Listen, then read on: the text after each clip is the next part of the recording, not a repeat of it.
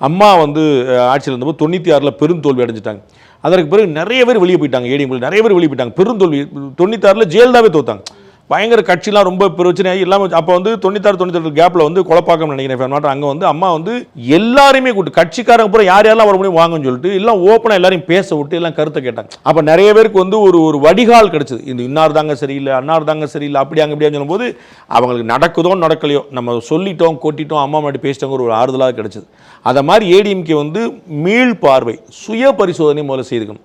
என்னப்பா பிரச்சனை இங்கே உனக்கு என்ன நடக்குது அப்படின்னு. இப்போ சிவி சண்முகம்லாம் ஏடிஎம்கே கார், விஜயபாஸ்கர்லாம் ஏடிஎம்கே, அவங்களுடைய ஏடிஎம்கே உள்ள லாயல்ட்டி நீங்கள் டவுட் பண்ண முடியாது. நீங்கள் நிறையா புகார்கள் இருக்கலாம் அது விஷயம். ஆனால் கட்சிக்காரங்க அப்போ அவங்களே வெளியே போகலாம்னு ஏன் நினைக்கிறாங்கிறத ஒன்று யோசிக்கணும். அப்போ நம்ம பேசி தீர்த்தா சரி பண்ணிட முடியும். நீங்கள் ஓபிஎஸ் மாதிரி தான். ஓபிஎஸ்லாம் பக்கா ஏடிஎம்கே கார். அவரெல்லாம் வந்து சின்ன வயசுலேருந்து அப்படி இருந்து வளர்ந்தவர். அவரெல்லாம் டிஎம்கே கூட ஒரு பெரிய லாஸ். இன்னைக்கு அவர் எம்எல்ஏ ஆகிட்டார்ல. அப்புறம் செங்கோட்டையன் அது வந்து அவர் வந்து எம்ஜிஆர் காலத்தில் உட்காந்துருக்கூடிய ரொம்ப சின்ன வயசுலேருந்து ஏடிஎம்கேல இருக்கக்கூடிய அவர் இன்னைக்கு டிவிக்கே போயிட்டார்ல.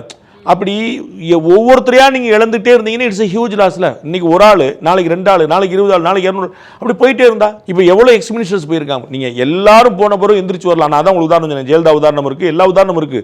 ஆனா ஏன் போக விடணும்னு கேட்குறேன். நீங்க ஒண்ணுனா நீங்க தும்ப விட்டுட்டு வாழ பிடிக்கல, தெர் இஸ் நோ மீனிங்.